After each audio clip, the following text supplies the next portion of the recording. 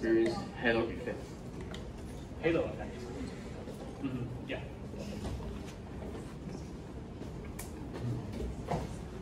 So yeah, have I ever experienced halo effect? Yeah, definitely. I think certainly in relationships. You know, I remember I think it was my ex-girlfriend who, you know, when I told my housemate and also I told some of my other friends that you know, I'm thinking of you know, entering into a relationship with my ex. They were all telling me that no, she's not suitable. And in fact, like one or two of them were kind of horrified. They're like no way, like you do not want to be dating her.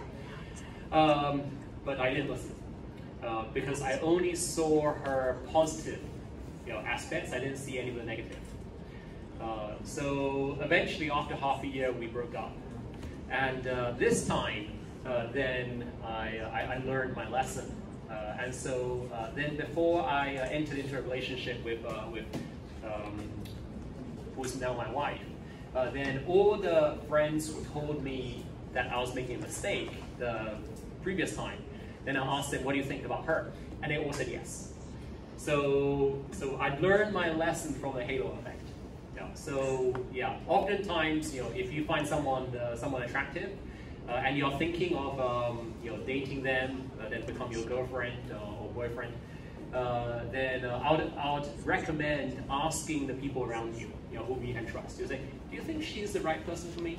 You know, so I learned my lesson the hard way, but yeah, certainly it was a good lesson to learn. Okay, thank you.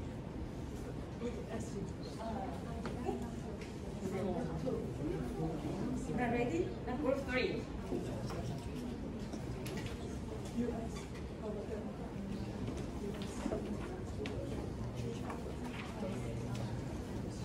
How to decrease the habits of being prejudiced? Okay, so how to decrease the habit of being prejudiced? I think, you know, one helpful way. For example, if you're prejudiced against a certain race, then I think the best way is just to, you know, make friends with them. So yeah, I have to admit that there probably was a period in which I was prejudiced against black people. I mean, part of it was based on sort of like social prejudice. But also, I remember, you know, when I first went to England, well, when I first went to school in England, and there was this a black boy, you know, who, you know, he wasn't very nice to me. And I think partly I was looking at him and somehow thinking that, you know, black people are represented by this one boy. But then, you know, later on, then as I got to know more and more, you know, other you know, people who are from African descent, then because especially of you know, people who are much larger than myself, because some, you know, because black men tend to be fairly large on average. You know, I think the African race, you know, they often tend to be like bigger and taller. And there was a period of time in which I would find that very threatening, you know, kind of scary. It's like big black guy. Yeah. But then I was in Beijing and I got to know this one black guy who's also very big. He's like twice my size, okay, and also much taller than me. And you know, we became friends. And it was especially when we started traveling together on the subway that I really appreciated my friendship with him. You know, because in Beijing, there's so many people. And so oftentimes it's very hard to get into the train. And so you have to push, right? And sometimes we are trying to get off and people are coming in, and so you're like, can't even get out. You know? So, but when my black friend would stand in front of me, I'd always make sure he goes in front. And every time the train comes, he's always able to get on. And that also means that I could get on. You know, anytime we have to get off, then I'll stand behind him, and as long as he's getting off, no one is going to be coming on. You know? And so it's like, oh. this guy, he's my best friend. Okay, so I think that's just one way in which I even said to my wife, I said before we had our son, I said, hey, why don't we adopt a boy? We have a girl, why don't we adopt a boy? And she's like, oh, really? I said, yeah, let's adopt a black boy. Let's adopt a black boy, who will grow up to become like this big. And so then when we are old, then our son can be the one who does, like all the heavy luggage, basically just give to him. Anything that needs strength and height, we'll just give to him.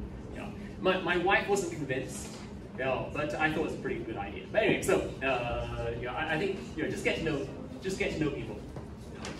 Thanks. Thank you.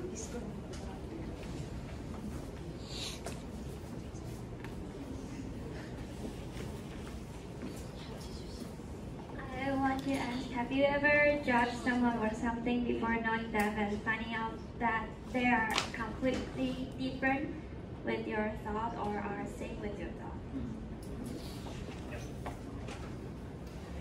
thought? Yes. I think the first person that comes to mind, or maybe people that comes to mind, are mainland Chinese, especially Communist Party members. So I grew up in Taiwan, and then went to England, studying in Canada. And so before going to China, or mainland China, and before actually meeting anyone who's a Communist Party member, I saw them as being just mostly corrupt and not particularly nice people.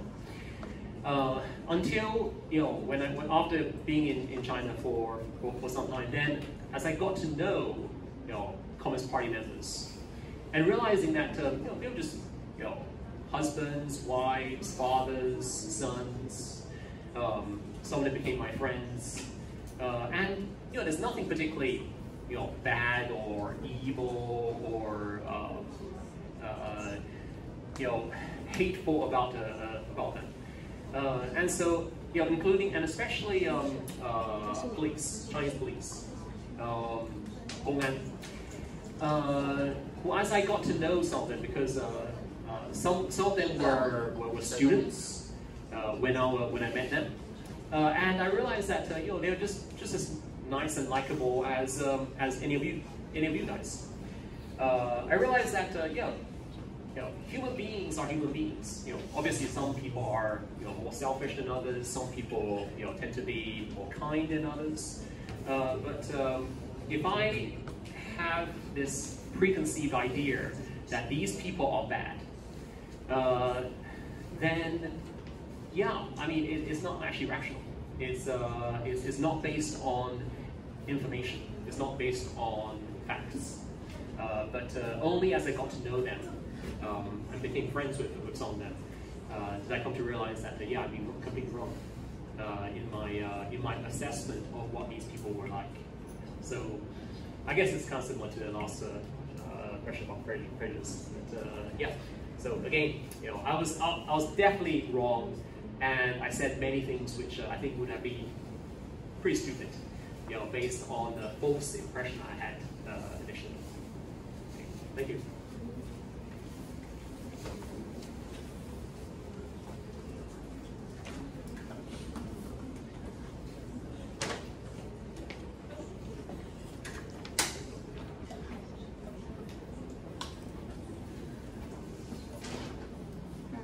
What do you think are some way to improve fresh independence? Improve what? Sorry? Improve fresh independence. Fresh. I didn't quite get it. Improve. I don't understand. Flash in the pan.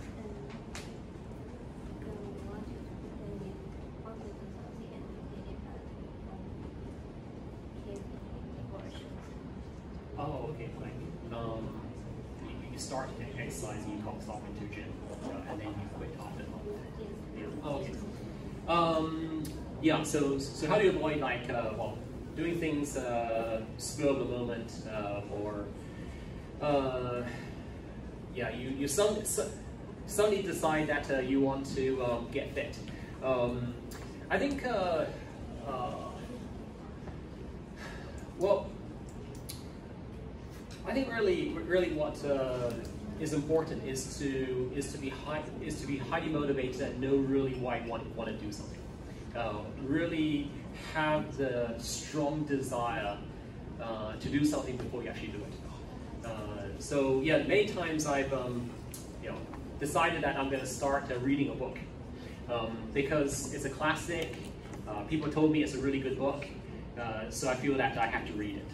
You know, maybe like 1,000 pages. But then, you know, often after 100 pages or 200 pages, then I lose interest and I stop reading it.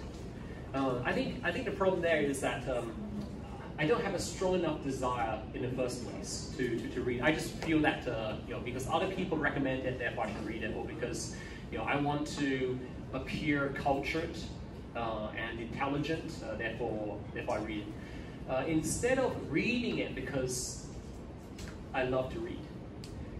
And so I think that's the difference, because there have been some really big, thick books, like over 1,000 pages, which I've managed to read the entire book. And there are also a lot of books which I haven't. And I think the difference is that with the books which I've really been able to read the entire book, like 1,000 pages, are books which I can't put down. You know, I can't not read them. So I think that's what, also the case with many things. I go to the gym, I try to go to the gym about 2 or 3 times a day. Not 3, sorry, 2 or 3 times a week, not 2 or 3 times a day. All right, I try to go to the gym 2 or 3 times a day. I think the way in which I keep myself, you know, going to the gym isn't by forcing myself to go. No, it's based on the enjoyment, the sense of well-being, and you know, happiness and energy that I receive after I go. You know, so it's actually the enjoyment of going that keeps me going. So I think that's the true of many things.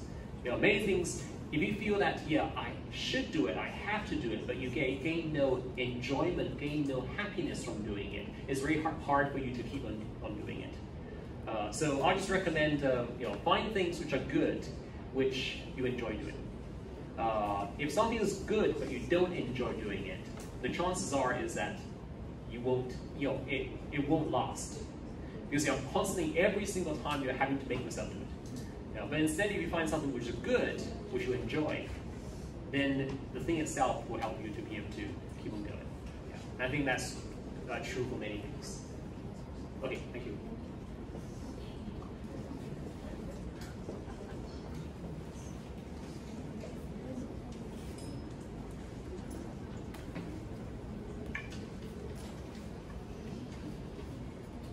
Do you think social media brings more benefits or disadvantage in our daily life? Social media, I think it all depends on how you use it. So, you know, I only use, well, I use Line, I use Facebook, but you know, I use Line just in like a telephone. To call people and also to leave a message. So the good thing about Line is it's free. You know, so in the past, I had to send a text, and each text costs money. You know, if you make a phone call, that also costs money. But you use Line, it's free. So for me, Line is really helpful because it just simply saves me money. Facebook. The way in which I use Facebook is primarily is mainly for 2 things. So number 1, to express what I'm thinking, and you know, people will give me response, feedback, or number 2, to ask questions, maybe to get help. Like for example, I might ask Facebook, you know, does anyone know of a good cheap place to stay at Zhiyuan? Yeah, and so I asked Facebook this question. And you know, after a while, you know, a friend will say, "Yeah, there's this place which I stayed at, you know, 2 years ago." I'm like, "Oh, excellent." So I often get good advice from Facebook. Well, from my friends on Facebook. Yeah. Or once I was flying back to England, and I had a stopover in Germany, in Berlin, and so I put on Facebook saying that I have a 48-hour stopover in Berlin. Is anyone in Berlin? And it turned out that one of my friends on Facebook is in Berlin. You know, and so she found me accommodation. I could stay for free with her friends for 2 days. And so it's like, yeah, that's one way in which I use Facebook. I also use it, you know, partly just when I'm bored. You know, it's like, okay, I have nothing else to do, so I'm just going to have a look at Facebook. But that's when I find that Facebook becomes unhelpful. You know, if I look at Facebook because I'm bored, then oftentimes I spend far too much time on it. And sometimes I look at what other people are doing and say, oh, they have such interesting lives, and I'm just here bored. Which isn't true, you know, because I'm only looking at it because I am bored. Maybe I feel empty or whatever. But then I see other people doing interesting things, and then I might feel like envious that they seem to have more interesting lives than I have. So that's where I find that you know, using social media when you're bored is actually a very bad way to use social media. Or use social media when you're lonely is also a really bad way to use social media.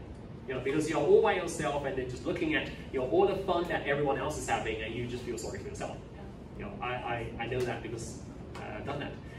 But that's when I find that social media is unhelpful.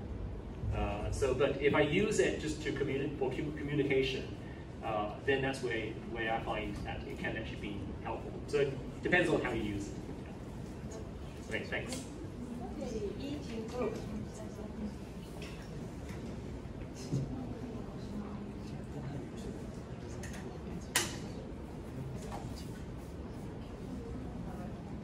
If you encounter a problem which is no way to have a better result, but you still don't want to accept, how do you change your mind? So I can't change the results. I can't change the situation. What I do? Well, I think one helpful way in which I've been able to deal with something. Let's say, for example, it's something which I wish that I'd done better in. Maybe I failed, or you know, maybe I look back upon the past year and I say, you know, I feel that this year I haven't really succeeded in things I wanted to succeed. This year actually feels kind of meaningless, or maybe this past week or past day, whatever. What I find really helpful is to journal. So let's say, and what often I've done in the past is I've had a really bad experience. Maybe this past week has just been really bad. And so at the end of it, then I just spend time, and usually I'll start using pen and paper, and then say, okay, what are the things which I learned this week, or this year, or from this experience? Let's say it's I broke up with my girlfriend, and so I write down, you know, what have I learned from this relationship? You know, what are the mistakes that I made that I can learn from? So it's really, you know, looking at the situation and seeing the positive in that situation. And you know, there have been several times when I've had a really bad experience, but after I've written about all the things I've learned from this experience, you know, in what ways am I wiser as a result of this? You know, in what ways has this helped me to grow? And after I've written down all the ways in which this bad experience has helped me to grow, to become wiser, to become a better person, by the time I finish writing it, I'm actually thankful for the experience. I'm actually thinking, wow, you know, I've grown so much, I've learned so much from this experience, and so now I won't change it. You know, so you know, looking back at things that happened in my past, you know, areas in which I wish that I had done differently, but then as a result of, you know, what happened, that's made me who I am. You know, and so I'm actually thankful to those experiences, to the failures, because those things have made me to become, you know, I guess, slightly wiser than I would otherwise be. You know, so that's what I found to be helpful. Writing down all the positive things which is for me. You know, because I can't change the past, but I can change my mind in terms of how I think about the past. Okay. All right, thank you. Group 8.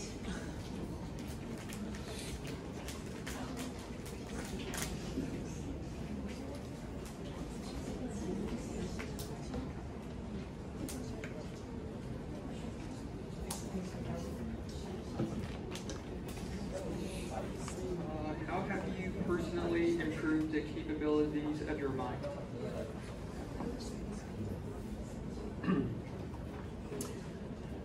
How have I personally improved capabilities of my mind? Well, since when I was that big, then I think I've improved quite a bit in terms of you know, how I think, mathematical skills. Actually, no, I haven't really improved much in that area. But I think probably the ways in which I've tried to improve just in the past few years has one, to be more positive in the way in which I look at life and look at myself. So I'm just thinking like in the past 8-9 years, because I remember how, you know, like 9 years ago on Facebook, then I'll often be writing negative things. I'll be critical of someone else or critical of myself. I'll be complaining. But just in the past, I'm not sure, maybe 4 or 5 years, then I've stopped complaining so much. And you know, as a result, I feel that life has actually become better. You know, if instead of looking at something negatively, well, let's say I still continue to look at something, well, something which I don't like. I might still complain about it, but oftentimes what I do is that I start off with the problem, this thing which I don't like, and I start to think about the reasons why it is the way in which it is.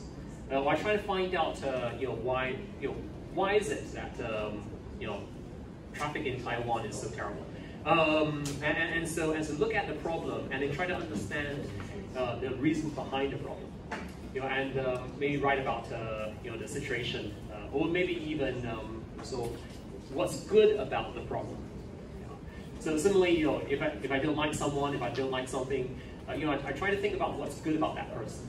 I think that's something which I've learned from my dad. I realized that my dad has certain limitations, but there's one thing that he's really good at, and that's seeing a positive in everyone. I think that's something which in the past few years I've probably grown and learned the most. Seeing the positives in the negatives. Because if you spend all your time looking at the negatives and the positives, you just become more and more discouraged or bitter or depressed. But if instead you see the positives in every negative, then it just makes you slightly happier. Okay, thank you. Jeffrey.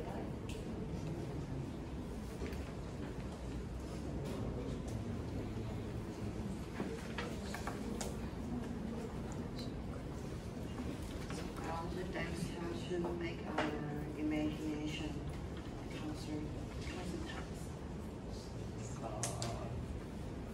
Concrete or materialize? Okay. So how to make our imagination concretize or concrete? Yeah. Well, I think sometimes initially you don't want to be thinking about okay, how can this become realistic? How can this become reality? But rather just to let your imagination flow, right? Because you don't want to hinder imagination. You want to let it be, kind of like run its path. Try to let your imagination be as wide and as far as it can be. So that's the first stage. But if you only stay there, then probably nothing will happen.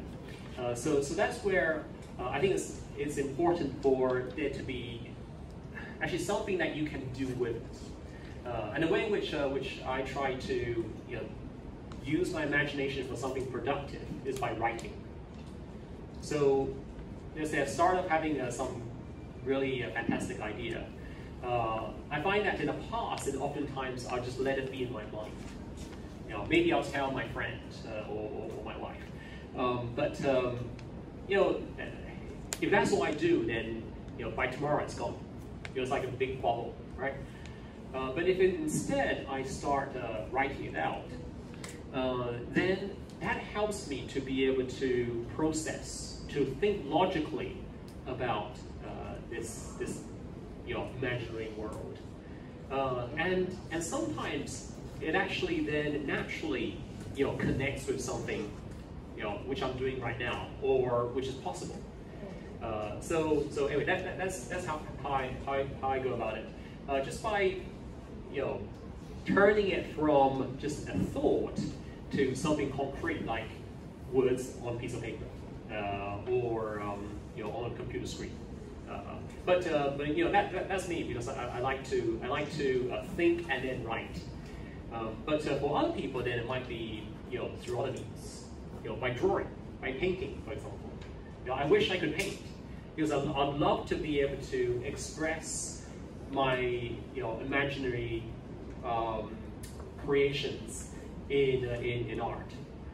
But whether it's through words or whether it's through art of some kind, just because a painting is something which is concrete.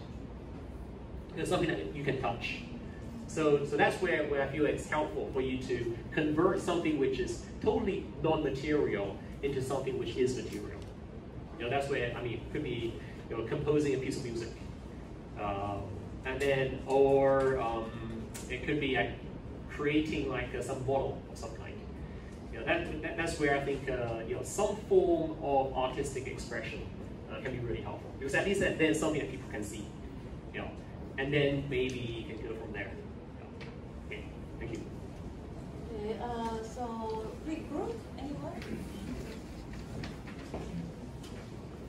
We want to ask a question. Have you ever felt that you couldn't do anything well, and how did you solve it? Yes, all my life. I've been many times when I feel I can't do anything well. As a kid, then, especially compared to my brother, you saw him just now. So he was like the star student. When we were in Taiwan, then he was like top of his class before going to England, and then he went to England. He went there 2 years before I did. And when I got to the school, where my brother was, everyone was asking me, "Are you as intelligent as your brother?" I said, "No," because I wasn't. His IQ was actually tested to be, I think, 16 points higher than mine, which is quite considerable. And so I always felt that I could never be as good as my brother. So the way in which I dealt with not being as good as my brother, which wasn't very helpful, was he was smart and he studied hard. So since I can't be smarter than him, and I can't study harder than him because he studied really hard, the only thing I could do was not study hard. So I specialized in not studying hard, but getting good grades. Not that good, but still good enough. I think that may be one way of it's like, okay, I can't be as good as you, but at least I can be worse than you. Anyway, and actually taking pride in it. It was like, yeah, I did no work and I passed my exam. Yeah, so but I'm not gonna advise doing that. I was a teenager. I was like 15, 16 years old then. But you know, as I got older, and you know, when I went to university, then that was when I started to realize that there were areas in which I was better than my brother. You know, I studied philosophy at university. My brother studied science. So, you know, he has a scientific mind, but I have a philosophical mind. And it's at that point that I realized that, you know, my brother might be brilliant at maths and science, but when it comes to, you know, ideas, he's not actually as good as I am. You know, and so that's when I started to discover, yes, you know, even though he's better than me in so many, all these areas, 1, 2, 3, 4, 5, there's still like this one area where I'm better than him. And so, yeah, I think all my life I've been discovering, you know, how am I different, and what are my unique strengths? Because I can't compete with other people in their strengths. I can never be better than someone who is the best at something, but I can be the best in the area in which I'm best at. You know, so I think it's just discovering, you know, what are the areas in which I'm good at, and trying to be better in those areas. Thank you. Okay, thank you. I think because we don't have enough time for for 8 groups, so anyone or any group, if you have some remaining questions, anyone you want to ask, you can volunteer. Any more questions?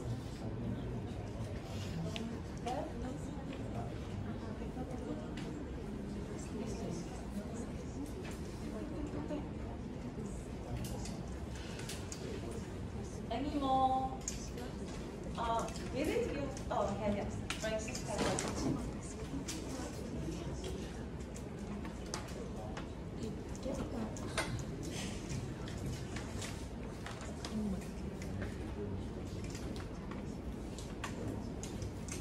So our question is, have you ever, even after doing all the 5 steps, like how to overcome with the brain roots by renewing the mind, but still feeling the burnout and sensing that you won't be able to beat your own negative thinking? If yes, what are the actions then until you successfully overcome it? Thank you.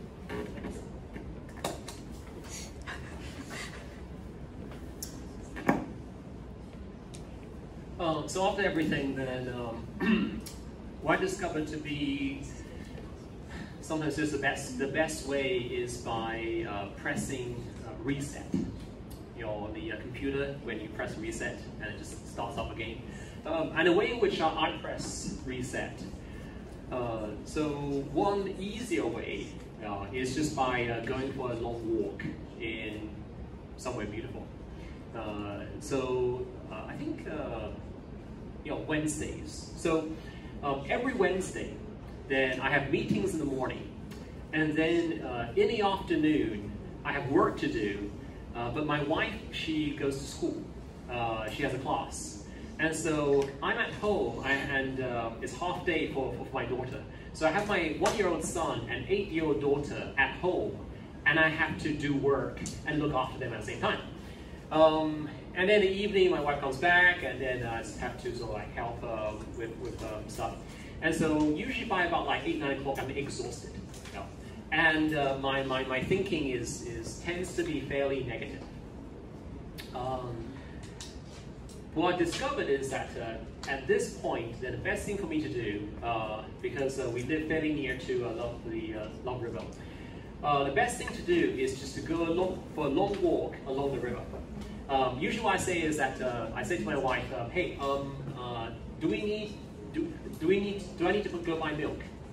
You know, or do I need to buy something? And she said, oh yeah, can you buy some milk? And so, okay, excellent. Now I have a perfect excuse to go out. You know? So I go out and buy milk, but I take a very long way, you know, in order to get there. And so half an hour later, you know, I come back home. But by that time, my brain has already sort of like rebooted enough, because you know, I'm just like wandering along the river, not thinking about much. And then finally I'm able to sort of like kind of look at things, and all of a sudden, things are just different. So that's one way. But the second way, if like after a long period of time, like a lot of stressful, things at work, at family, whatever. What I find to be helpful is to take like a day and go somewhere by myself. Sometimes I can't afford a day. Sometimes it's half a day. And go somewhere pretty, and then just think about some of these questions. Like some questions about, okay, what's most important to me in my life? What are some of the goals which I want to try and achieve? If I were to die in 6 months' time, then what would I try and do in the next 6 months? Before I die. And that just helps me to reconnect with what's my purpose and meaning in life. Well, what are things which I find to be most valuable, most important, and then to refocus on these things. How can I make sure that I'm doing the most important things in my life today or this week? And yeah, so that's the way in which I find it. Sort of focusing on the most important things. And sometimes just getting a break, giving my brain time to rest, can be pretty helpful. Okay, thank you. Okay, thank you more. Okay.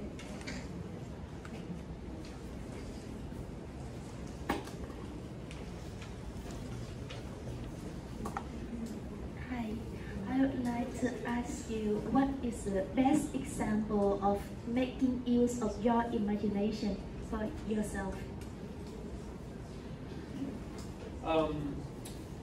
So not what I used my imagination for when I was a teenager, which was actually, I think it was when I was like 11, 12 years old. And you know what I would spend my time imagining? So there's this really cute girl who was at the front of the class, who I really liked. And I would imagine that all of a sudden this gangster would come into this classroom and then kidnap her. And then because I was learning Taekwondo at the time, and so I would my imagination do a flying kick, and knock this kidnapper, to the ground, and rescue the cute girl who I liked, and then she would fall in love with me. Yeah. So, I spent so much time just like, imagining that's a scenario. There were different, like gangsters would come with guns. For how long? For how long? Like the entire 6th grade. Anyway, so that's a bad use of one's imagination. A much better use of imagination. What have I done? I think there was a time. Okay, when I was at university. Then me and my friend, we would imagine, what would a good educational experience be for kids. So as I'm looking at what our experience was through school, and what would we do differently, or because I went from Taiwan to England, my friend, he went from China to England. And so we both experienced like Chinese education and now English education. So we were imagining, what would it be like if we took the best of English education and brought it to China, and provided this kind of education for kids. So did you manage to make it? And that's exactly what we did. Oh. So because, I mean, we're talking about this, how can we provide, Chinese kids with British education? And like a year later, we organized for, university students from England to go out to China to teach English at a summer camp for 4 weeks. So for 4 whole weeks, we had these kids, and basically we could teach them whatever we wanted. And so then we took what we'd been imagining, and trying to provide it for these kids. And I mean, we kind of like succeeded or failed, did an okay job But then gradually we got better. And actually I ended up running the same program every summer for 15 years. You know, from when I was at university until just before I came back to Taiwan. Yeah, so in terms of using it in a good way, I guess, yeah, that would be probably the way in which it's actually being used for the best purposes. Okay, thank you. Thank you. Any more before we end?